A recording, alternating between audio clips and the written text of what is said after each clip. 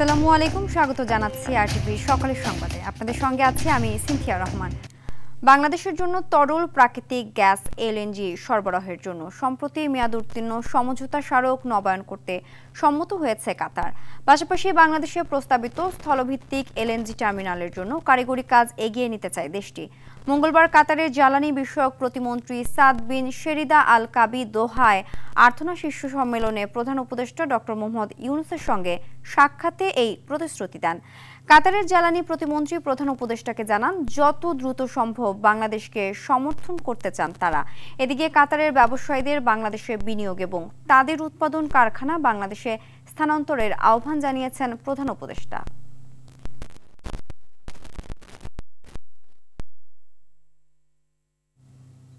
খুলনা প্রকৌশল ও প্রযুক্তি বিশ্ববিদ্যালয়ের আন্দোলনরত শিক্ষার্থীদের অনশন প্রত্যাহার করার অনুরোধ জানিয়েছেন শিক্ষা মন্ত্রণালয়ের উপদেষ্টা ডক্টর CR আবরার। মঙ্গলবার কুয়েটে আন্দোলনরত শিক্ষার্থীদের সঙ্গে ফোন আলাপকালে তিনি শিক্ষার্থীদের এ আহ্বান জানান। এ সময় উপদেষ্টা কুয়েটের আন্দোলন ও অনশনরত শিক্ষার্থীদের স্বাস্থ্য ঝুঁকি নিয়ে উদ্বেগ প্রকাশ করে বলেন, শিক্ষার্থীরা অসুস্থ হয়ে পড়ছেন এবং তাদের শারীরিক অবস্থার কথা বিবেচনা করে অনশন প্রত্যাহার করার অনুরোধ জানাচ্ছি। এদিকে কুয়েট বিশ্ববিদ্যালয় কর্তৃপক্ষ শিক্ষক এবং ছাত্রছাত্রীদের সঙ্গে আলোচনার মাধ্যমে সমস্যা সমাধান করতে আজ খুলনায় যাচ্ছেন সরকারের উচ্চ পর্যায়ের প্রতিনিধি দল।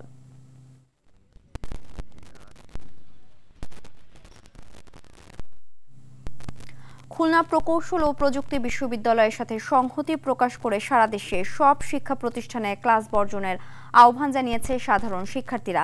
মঙ্গলবার রাতে কুয়েট বাঁচাতে শাহবাগ ব্লকেট কর্মসূচি থেকে ঘোষণা দেয় বিভিন্ন শিক্ষা প্রতিষ্ঠানের শিক্ষার্থীরা।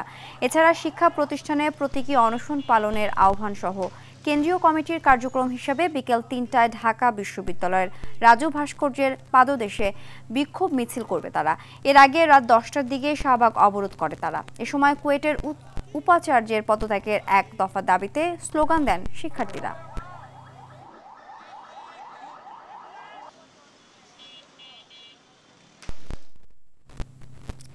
নিয়মনীতির তোয়াক্কা না করেই অবৈধভাবে আমদানি করা হচ্ছে কোটি কোটি টাকার রিফ্রিজারেন্ট গ্যাস। নিম্নমানের এই গ্যাস বিস্ফোরক পরিদপ্তর ও পরিবেশ অধিদপ্তর কর্তৃক যাচাই বাছাই করা না হলে বড় ধরনের দুর্ঘটনার আশঙ্কা রয়েছে। এ বিষয়ে পরিবেশ অধিদপ্তরকে চিঠি দিয়েছেন ব্রামা প্রশাসক। তদন্ত করে ব্যবস্থা নেবেন বলে জানিয়েছেন পরিবেশ অধিদপ্তরের পরিচালক জিয়াউল হক। আরও জানাচ্ছেন জিএম মাহমুদ। গরম থেকে বাঁচতে বাণিজ্যিক প্রতিষ্ঠান, বাসা কিংবা অফিসে ব্যবহৃত শীতাতপ নিয়ন্ত্রণের যন্ত্রটি যেন এখন মৃত্যুর কারণ। গত কয়েক বছরে শতাধিক মানুষের মৃত্যু ঘটিয়েছে এই এসি বিস্ফোরণ। বিস্ফোরণের জন্য নিম্নমানের এসি, বিশেষ করে এসিতে ব্যবহৃত রেফ্রিজারেন্ট গ্যাসকে দায়ী করছেন অনেকে। যে গ্যাস আমদানিতে চলছে নানা অনিয়ম। নিয়মনীতির তোয়াক্কা না করেই অবৈধভাবে প্রায় অর্ধশত কোটি টাকার রেফ্রিজারেন্ট গ্যাস আমদানি করেছে কয়েকটি প্রতিষ্ঠান। এ বিষয়ে ব্যবস্থা নিতে পরিবেশ অধিদপ্তরকে চিঠি দিয়েছে Bangladesh refrigeration and air conditioning merchants association BRAMA. অনুমোদনহীন নিম্নমানের এই গ্যাস এসিজনিত দুর্ঘটনার অন্যতম কারণ বলে জানান ব্রামা প্রশাসক। নিম্নমানের গ্যাস যারা আনছে, তো এগুলা কিন্তু হঠাৎ করে দেখবেন যে বিভিন্ন জায়গায় বিস্ফোরণ হচ্ছে, এসি বিস্ফোরণ হচ্ছে, দুর্ঘটনা ঘটছে। তো এরকমটা তো ভবিষ্যতে হতেই পারে। তো এই বিষয়গুলো দেখা যে আসলে তারা সঠিক মানের, সঠিক পরিমাণে তারা গ্যাস আনছে কিনা। পরিবেশ অধিদপ্তর জানায় ব্রামার অভিযোগ তদন্ত করছে তারা। অনিয়ম প্রমাণিত হলে দাপ্তরিক আইনে ব্যবস্থা নেওয়া হবে। পরিবেশ এবং বিস্ফোরকের লাইসেন্স ছাড়া কেউ মাল খালাস করার কথা না। কেউ যদি লাইসেন্স ছাড়া আমদানি করে, আমদানিকারকের বিরুদ্ধে ব্যবস্থা নেওয়ার আইনগত ক্ষমতা আমাদের আছে। নিয়মের বাইরে এ ধরনের গ্যাসের অতিরিক্ত আমদানি দেশের ভাবমূর্তি নষ্ট করবে এবং জননিরাপত্তায় হুমকি বাড়াবে বলেও জানান এই কর্মকর্তা। মন্ট্রিল প্রোটোকলের আওতায় যে বিধিনিষেধ আরোপ করা হয়েছিল সেটা ভঙ্গ হবে। এ বিষয়ে কাস্টমস কর্তৃপক্ষের বক্তব্য জানতে অফিসে গেলেও কোনো কর্মকর্তা কথা বলতে রাজি হননি। তবে এসি বিস্ফোরণ নিয়ে উদ্বেগের কথা জানান ব্যবহারকারীরা। তো সে নিজে নিজে ফুটো হয়ে গেল, তাহলে এটা তো আমাদের জন্য খুবই আতঙ্কিত হওয়ার কথা।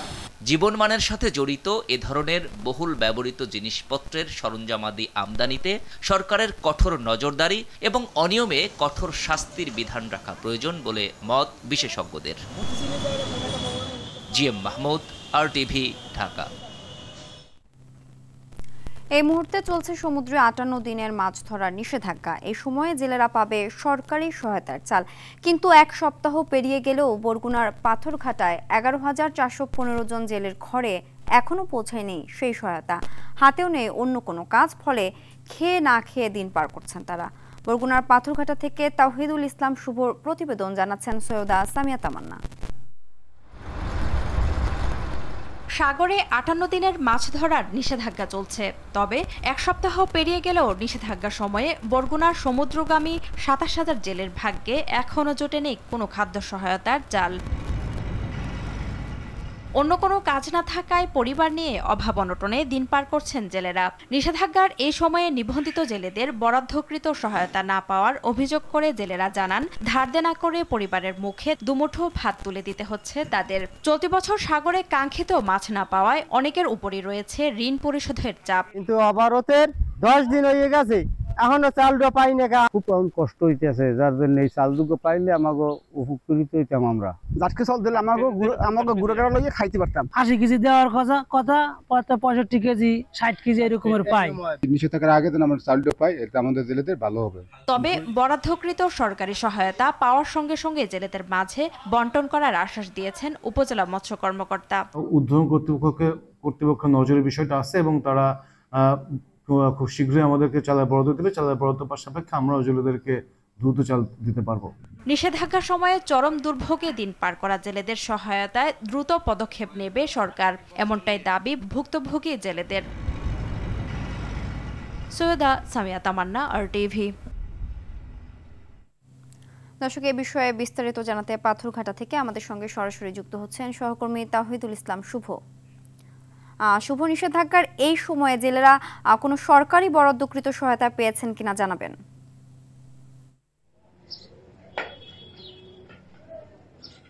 জি, সাগরে চলছে ৫৮ দিনের নিষেধাজ্ঞা। এই নিষেধাজ্ঞায় কিন্তু পাথরঘাটা উপজেলায় প্রায় ১০,৫১৫ জন জেলে কিন্তু এখন বেকারহীন হয়ে পড়েছেন এবং এখন পর্যন্ত নিষেধাজ্ঞা শুরু হওয়ার পর কিন্তু যে এখন পর্যন্ত ৭-৮ দিন পেরিয়ে গেলেও কিন্তু এখন পর্যন্ত সরকারি কোনো সহযোগিতা, খাদ্য সহায়তা এখন পর্যন্ত প্রদান করেন। এতে কিন্তু যে যারা জেলে রয়েছেন তারা কিন্তু যে সরকারি নিষেধাজ্ঞা কিন্তু তারা সঠিকভাবে মানলেও কিন্তু যে এখন পর্যন্ত তাদের খাদ্য সহায়তা না দেওয়ার কারণে কিন্তু তারা যে ক্ষোভ প্রকাশ করেছেন, যে পরিবার নিয়ে কিন্তু তারা বিপাকে পড়েছেন এবং এই নিষেধাজ্ঞার শুরুতে কিন্তু তাদের ৮৮ কেজি করে চাল দেওয়ার কথা থাকলেও কিন্তু এখন পর্যন্ত কিন্তু এই জেলেদের চাল বরাদ্দ হয়নি এবং তারা কিন্তু এখন ঘাটে বসে সময় পার করতে যাচ্ছেন। আমার পাশেই যে দেখতে পাচ্ছেন, এখানে কয়েক শত জেলে কিন্তু যে এখন জাল মেরামতকরণে ব্যস্ত রয়েছে এবং ট্রলার মেরামতে ব্যস্ত রয়েছে। সামনে ইলিশের মৌসুম, সে মৌসুম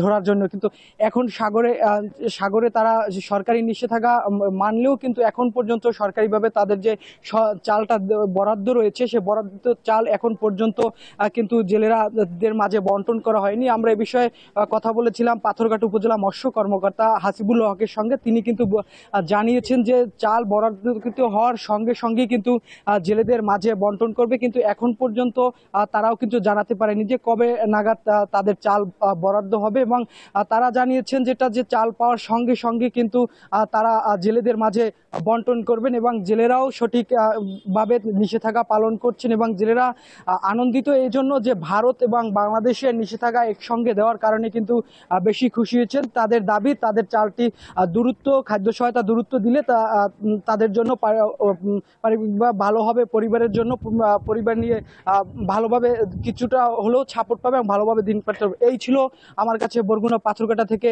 সর্বশেষ। সিনথিয়া, ধন্যবাদ। রানা প্লাজা ধসের ১ যুগ পার হলেও আহত শ্রমিকরা এখনও ক্ষত বয়ে বেড়াচ্ছেন।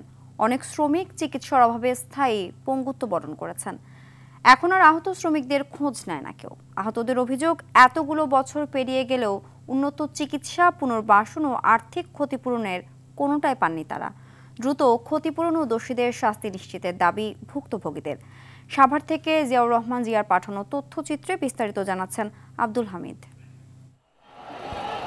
2013 সালের 24 এপ্রিল এই স্থানেই ধসে পড়ে রানা প্লাজা নামের 9তলা ভবন। মর্মান্তিক সে দুর্ঘটনায় প্রাণ হারায় 1136 জন শ্রমিক। আহত উদ্ধার করা হয় 2000-এরও বেশি মানুষকে। দুর্ঘটনার এতগুলো বছর পার হলেও ভয়াবহ স্মৃতি আর শরীরের দুর্বিষহ ক্ষত এখনও বয়ে বেড়াতে হচ্ছে আহতদের।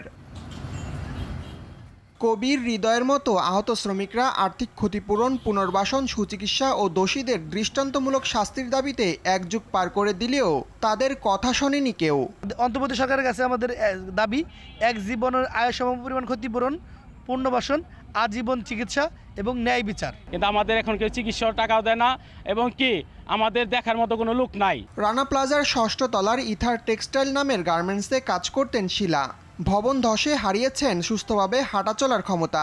একই অবস্থা আরেক গার্মেন্টস কর্মী ইয়ানুরের। প্রতিনিয়ত তাদের বেঁচে থাকতে হচ্ছে মৃত্যুর অসহ্য যন্ত্রণা নিয়ে। বিল্ডিং এর তলে চাপা 2টা পা পড়ার পরে আমার 2টা পায়ে অপারেশন করা হয়েছে, 6টা। ন্যায্য ক্ষতিপূরণ পাই না, আমার সংসার চালানোর মতো আর্থিক অবস্থা নাই। কারণ আমি শিলে আজকে স্বামী হারা, আমি শিলে আজকে আমার জীবনটা পঙ্গু, আমি এক মুহূর্ত ডাল ভাত খামু ঘরে বসে, সেই ব্যবস্থা নাই।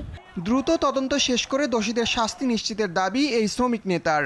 শ্রমিকদের দাবির দাবা নিয়ে আন্দোলন করে আসছি 12 বৎসরও দায়ী ব্যক্তিদের সর্বোচ্চ শাস্তি নিশ্চিত করা হয় নাই। সুচিকিৎসা ও ক্ষতিপূরণ না পেয়ে অনেক শ্রমিকই অভাব অনটনে জর্জরিত। ন্যায্য অধিকার নিশ্চিত করে তাদের পাশে দাঁড়াবে বর্তমান সরকার, এমনটাই প্রত্যাশা আহতদের। আব্দুল হামিদ, RTV। জম্মু কাশ্মীর জঙ্গি হামলা প্রসঙ্গ। ভারত শাসিত জম্মু কাশ্মীরে পর্যটকদের ওপর জঙ্গি হামলার ঘটনায় সেখানে নিরাপত্তা ব্যবস্থা জোরদার করা হয়েছে। হামলার পর সৌদি আরব সফর সংক্ষিপ্ত করে দেশে ফিরলেন ভারতের প্রধানমন্ত্রী নরেন্দ্র মোদী। আজ দিল্লিতে ক্যাবিনেট কমিটি অন সিকিউরিটির জরুরি বৈঠকে সভাপতিত্ব করবেন তিনি। সেখানে কাশ্মীর পরিস্থিতি নিয়ে বিস্তারিত আলোচনা হবে। ভারতীয় সংবাদ মাধ্যমগুলো বলছে, ভয়াবহ এই হামলার দায় স্বীকার করেছে স্থানীয় বিচ্ছিন্নতাবাদী সংগঠন TRF। জানা যায় গোষ্ঠীটি 2019 সালে তাদের কার্যক্রম চালু করে। এদিকে পর্যটকদের ওপর হামলার ঘটনায় ভারতের প্রধানমন্ত্রী নরেন্দ্র মোদীকে ফোন করে নিন্দা ও সমবেদনা জানিয়েছেন যুক্তরাষ্ট্রের প্রেসিডেন্ট ডোনাল্ড ট্রাম্প। এ সময় অপরাধীদের বিচারের আওতায় আনতে ভারতের প্রতি পূর্ণ সমর্থন ব্যক্ত করেন তিনি। দর্শক, ভারত থেকে এই বিষয়ে সবশেষ পরিস্থিতি জানাচ্ছেন সহকর্মী পরমাশিস ঘোষ রায়। গতকাল 22শে এপ্রিল কাশ্মীরের পহেলগাঁওতে বৈশারণে যে পর্যটকদের উপরে সন্ত্রাসবাদী হামলা ঘটেছে, ইতিমধ্যে সর্বশেষ খবর 26 জন কিন্তু নিহত হয়েছেন। নিহত ব্যক্তিদের কিন্তু ইতিমধ্যে শ্রীনগর থেকে পহেলগাঁও থেকে শ্রীনগর হাসপাতালে নিয়ে আসা হয়েছে এবং সর্বশেষ যেটা খবর, এই ঘটনায় এখনো পর্যন্ত 17 জন আহত হয়েছেন। গোটা পরিস্থিতির মোকাবিলায় কিন্তু কেন্দ্রীয় নিরাপত্তা বাহিনীর সমস্ত স্তরের যে বাহিনী রয়েছে তারা কিন্তু খানা তল্লাশি কিন্তু শুরু করেছে। হেলিকপ্টার এবং ড্রোনের সাহায্যেও কিন্তু খানা তল্লাশি শুরু হয়েছে। তাদের তল্লাশি চালানোর পরে কিন্তু সেখানে পৌঁছে যাবে NIA এবং বিশেষজ্ঞ বাহিনীর টিম। এই ঘটনায় কিন্তু ইতিমধ্যেই গতকাল রাতেই কিন্তু স্বরাষ্ট্রমন্ত্রী অমিত শাহ, কেন্দ্রীয় স্বরাষ্ট্রমন্ত্রী অমিত শাহ সেখানে পৌঁছে গিয়ে নিরাপত্তা বাহিনীর সঙ্গে মধ্যরাতেই জরুরি বৈঠক করেছেন এবং সৌদি আরবের সফররত প্রধানমন্ত্রী নরেন্দ্র মোদী সেখানকার সফর কাটছাট করে আজ ভোরেই কিন্তু দিল্লিতে পৌঁছেছেন। সর্বশেষ যেটা খবর, আজকেই কিন্তু কেন্দ্রীয় মন্ত্রিসভার নিরাপত্তা বাহিনীর সঙ্গে তিনি গুরুত্বপূর্ণ বৈঠক করবেন। গতকালই কিন্তু কেন্দ্রীয় স্বরাষ্ট্রমন্ত্রী অমিত শাহ জানিয়ে দিয়েছিলেন, প্রধানমন্ত্রী জানিয়েছিলেন, তার সঙ্গে ভিডিও কনফারেন্সে কথা হয়েছে, এই সন্ত্রাসবাদের মোকাবিলায় কিন্তু ভারত কোনোভাবেই বরদাস্ত করবে না। যে কোনো পরিস্থিতির মোকাবিলায় কিন্তু ভারত সরকার সন্ত্রাসবাদীদের মোকাবিলা করবে। জম্মু কাশ্মীর পরিস্থিতি নিয়ে সবশেষ পরিস্থিতি জানাচ্ছিলেন পরমাশিস ঘোষ রায়। সালিশে না যাওয়ায় ময়মনসিংহের ফুলবাড়িয়ায় বাবা ছেলেকে পিটিয়ে ও কুপিয়ে হত্যার ঘটনায় এলাকায় থমথমে অবস্থা বিরাজ করছে। গ্রেফতার আতঙ্কে পুরুষ শূন্য হয়ে পড়েছে গোটা এলাকা। এদিকে হত্যাকাণ্ডের পর এলাকার 5টি বাড়ি এবং একটি মাজারে ভাঙচুর অগ্নিসংযোগ করে হত্যাকারীরা। এ ঘটনায় এলাকায় আতঙ্ক কাটাতে আইনশৃঙ্খলা বাহিনীর তৎপরতা বাড়ানো হয়েছে। ময়মনসিংহ থেকে মোজাম্মেল খোকনের তথ্যচিত্রে জানাচ্ছেন নাদিরা সুলতানা। চুরিসহ নানা অপরাধে জড়িত থাকার অভিযোগে গত ১৩ এপ্রিল ময়মনসিংহের ফুলবাড়িয়া নোয়াগাঁও পশ্চিমপাড়া গ্রামের আব্দুল গফুর ও তার ছেলে মেহেদি হাসানকে নিয়ে সালিশ ডাকে স্থানীয় মাতাব্বররা। সালিশের নির্ধারিত সময় পেরিয়ে গেলেও আসেনি অভিযুক্তরা। এ নিয়ে সালিশকারী অভিযুক্তদের বাগবিতণ্ডার এক পর্যায়ে দুইজনকে ঘর থেকে বের করে আনা হয়। পরে পিটিয়ে ও কুপিয়ে হত্যা করা হয় তাদের। এ ঘটনার পর সালিশের লোকজন কয়েকটি বাড়ি ও একটি মাজারে ভাঙচুর অগ্নিসংযোগ করে। মারছে তাদের জন্য উপকৃত হতে বিচার হয়, যারা জড়িত তাদের জন্য বিচার হয়, এটাই আমরা চাই। হত্যার ঘটনায় গফুরের স্ত্রী বাদী হয়ে ২২ জনের নাম উল্লেখ সহ অজ্ঞাত পরিচয় আরো ৬০ জনকে আসামি করে একটি মামলা করেছেন। যারা যারা কুবাইছে এরকম হত্যা করছে আমি তাকে ফাঁসি চাই। আর আমার দুইটা মানুষ যেভাবে মারলো আমি কি এখন ফাঁসি যাইতাম না? আর আমার 3টা মেয়ে আছে, এখন ভবিষ্যৎ কি হবো, কেটা দেখবো, কেটা খাওয়াবো, হে করে আবার যেন আর বিচার করে। এই মামলায় 3 জনকে গ্রেফতার সহ বাকিদের ধরতে অভিযান চলছে। তবে সাধারণ মানুষ হয়রানি হওয়ার সুযোগ নেই বলে জানান পুলিশের এই কর্মকর্তা। 22 জনের মতো ছিল তাদের ঘটনার সাথে সরাসরি জড়িত, তারা চিনতে পেরেছে। আর আরও এরকম পাইছে যে 50-60 জনকে তারা চিনতে পায় না, অনুমান করে বলছে আর কি। কেউ শুধু শুধু হয়রানির শিকার হবে না, এটা আমরা এলাকাবাসীকেও বলছি যে আপনারা আতঙ্কিত হবেন না, আপনারা যারা নিরপরাধ তারা তাদের কাজে ফিরে আসেন। নাদিরা সুলতানা, আরটিভি। আইডিএলসি পরিবর্তনের পথে বাংলাদেশ। দেশে 3 স্তরে নতুন করে কমছে ইন্টারনেটের দাম। তথ্য যোগাযোগ প্রযুক্তি ও ইন্টারন্যাশনাল ইন্টারনেট গেটওয়ে পর্যায়ে 10% এবং ন্যাশনাল ট্রান্সমিশন পর্যায়ে 15% দাম কমাবে ফাইবার অ্যাট হোম। পাশাপাশি মোবাইল ফোনে সেবাদাতা 3টি বেসরকারি কোম্পানিকেও ইন্টারনেটের দাম কমানোর আহ্বান জানিয়েছে সরকার। মোবাইল ইন্টারনেটের দাম কমানোর উদ্যোগে চলমান উচ্চ মূল্যস্ফীতি কিছুটা কমার আশা প্রকাশ করেন প্রধান উপদেষ্টার বিশেষ সহকারী ফয়েজ আহমেদ তৈয়ব। এ নিয়ে 3 থেকে 4টে স্তরে ইন্টারনেটের মূল্য কমানোর উদ্যোগ নেওয়া হয়েছে উল্লেখ করে তিনি বলেন, এখন শুধু মোবাইল ফোন সেবাদাতা 3টি বেসরকারি কোম্পানির দাম কমানো বাকি। এ দাম না কমানোর কোনো যৌক্তিক কারণ নেই বলেও মনে করেন ফয়েজ আহমেদ তৈয়ব।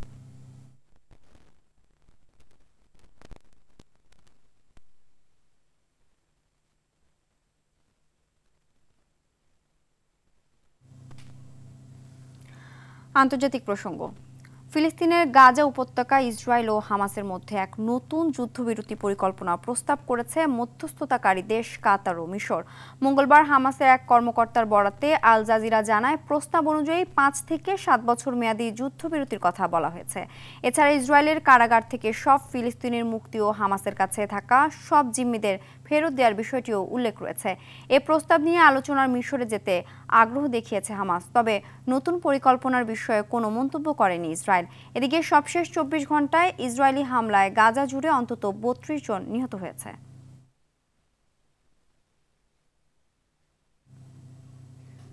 যুক্তরাষ্ট্রের আন্তর্জাতিক সংবাদ পরিষেবা ভয়েস অফ আমেরিকা বন্ধে প্রেসিডেন্ট ডোনাল্ড ট্রাম্পের প্রচেষ্টা আটকে দিয়েছেন মার্কিন এক ফেডারেল বিচারক। স্থানীয় সময় মঙ্গলবার দেয়া রায়ে যুক্তরাষ্ট্রের জেলা বিচারক রয়েস ল্যাম্বার্থ চেষ্টা আটকে দেন। এ সময় ট্রাম্প বেআইনিভাবে ভয়েস অফ আমেরিকার কার্যক্রম বন্ধ করে দিয়েছেন বলেও মন্তব্য করেন তিনি। ট্রাম্প প্রশাসন যেন ভয়েস অফ আমেরিকার পূর্বের সক্ষমতা আবার ফিরিয়ে আনেন সে ব্যাপারে যথাযথ পদক্ষেপ নেওয়ার নির্দেশ দেন তিনি। এর আগে গত মার্চের মাঝামাঝিতে ভয়েস অফ আমেরিকার 1300 জনেরও বেশি কর্মীকে ছুটিতে পাঠানো হয়।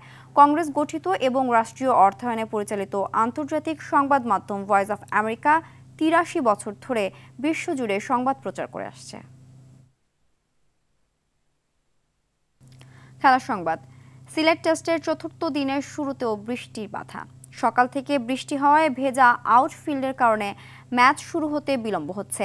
এদিন 4 উইকেটে 194 রান নিয়ে ব্যাট করতে নামবেন আগের দিনের 2 অপরাজিত ব্যাটার নাজমুল হোসেন শান্ত ও জাকের আলী অনিক। তৃতীয় দিনে দুজনের 44 রানের জুটিতে 112 রানের লিড নেয় বাংলাদেশ। ম্যাচে জয় পেতে বড় লিডের লক্ষ্য স্বাগতিকদের। এর আগে দ্বিতীয় ইনিংসে মুমিনুল মুশফিকের ব্যাট ব্যর্থ হলেও রানের চাকা সচল রাখেন শান্ত। জাকেরকে নিয়ে জুটি গড়ে দলের 100 রানের লিড পার করেন। এ সময় টেস্টে নিজের 5ম অর্ধশতক তুলে নেন টাইগার অধিনায়ক।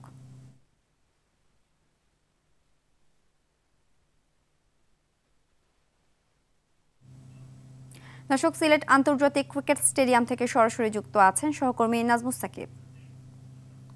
সাকিব, চতুর্থ দিনেও বৃষ্টির বাধা, সেক্ষেত্রে আউটফিল্ড ও পিচ কন্ডিশন কেমন? বাংলাদেশের বড় লিডের সম্ভাবনা আছে কিনা? সিনথিয়া, চতুর্থ দিনেও আসলে গতকালকের মধ্যে বৃষ্টি হয়েছে। এখন আসলে সিলেটের আকাশে রোদ উঠেছে এবং বৃষ্টিতে আসলে তৃতীয় দিনের মতোই আজকেও এখনও খেলা শুরু হয়নি। গতকালকেও প্রথম সেশনটা আসলে বৃষ্টিতে ভেসে গিয়েছিল এবং তারপর আসলে সময় বাড়ানো হয়েছিল, যে 5টায় খেলা শেষ হওয়ার কথা থাকলে 6টা পর্যন্ত বলা হয়েছিল খেলা চলবে, কিন্তু আলোক স্বল্পতায় আসলে প্রায় দেড় ঘন্টা আগে আসলে খেলা শেষ করে দেওয়া হয়েছে এবং আজকে কিন্তু খেলা শুরু হওয়ার কথা ছিল 9:45-এ, কিন্তু আজকেও একই ঘটনা ঘটেছে। বৃষ্টি সকাল থেকে ভারী বৃষ্টি হয়েছে এবং মাঠ ভেজা থাকায় এখনও খেলা শুরু হয়নি। মাঠ পরিষ্কারের কাজ হয়েছে, পরিদর্শন চলছে। তো আশা করা যাচ্ছে খুব শিগগিরই খেলা মাঠে গড়াবে এবং কখন গড়াবে সেটা আসলে আমরা কিছুক্ষণের ভিতরে জানতে পারবো। আর যেটা বলছিলেন যে আসলে বাংলাদেশে বড় সংগ্রহের কথা, বাংলাদেশ কিন্তু 112 রানের লিড নিয়ে আসলে আজকের দিনটা চতুর্থ দিনে মাঠে নামবে। তো যেভাবে আসলে গতকালকে বাংলাদেশ শেষ করেছেন নাজমুল শান্ত এবং জাকির আলী ব্যাটে, এই ধারাবাহিকতা যদি ধরে রাখতে পারে আজকের দিনটা বাংলাদেশ নিজেদের হাতে রাখতে পারে, একটা বড় সংগ্রহ আসলে জিম্বাবুয়ের সামনে বাংলাদেশ ছুড়ে দিতেই পারে। এবং চতুর্থ দিন এবং পঞ্চম দিন যেহেতু এই পিচে আসলে স্পিনারদের একটা দাপট থাকে, তো সেখানে আসলে বাংলাদেশের জয়ের সম্ভাবনাটা একটু বেশি থাকবে। সিনথিয়া, ধন্যবাদ। সকালের সংবাদ এ পর্যন্তই। মধ্যাহ্নের সংবাদ দুপুর 12টায় দেখার আমন্ত্রণ রইল। ধন্যবাদ সবাইকে।